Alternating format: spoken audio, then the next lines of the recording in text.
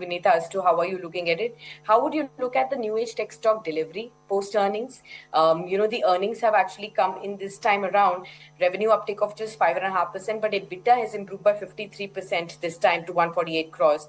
Margins also higher at 6.5%. The stock is also indicating a higher start today, around 440 odd levels. Even the net profit has improved by 67% here. Now, the earnings weakness that had continued for weeks and for quarters in a row, that seems to be changing. The sentiment around the stock also improved in the last couple of months for Delhivery. What would your fresh take be here?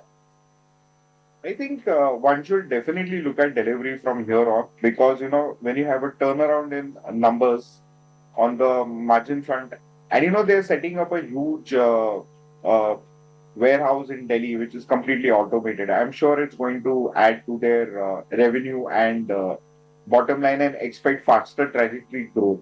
So definitely a stock to pick up from here. I don't see any kind of downside risk in this stock at all.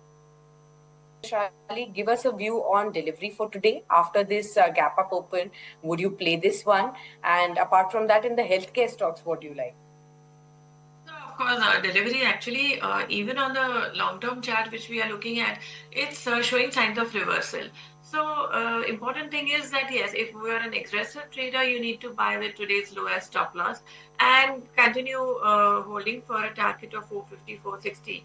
But even if I were to talk from a longer term perspective, the way the chart shows on the weekly level, I think 420, 400 is a very good support zone. And once we see the stock sustaining above 450, 455, this is ready to go towards 500 and higher. So definitely it's quite a strong chart right now. If you like the video, do like, comment, share and subscribe.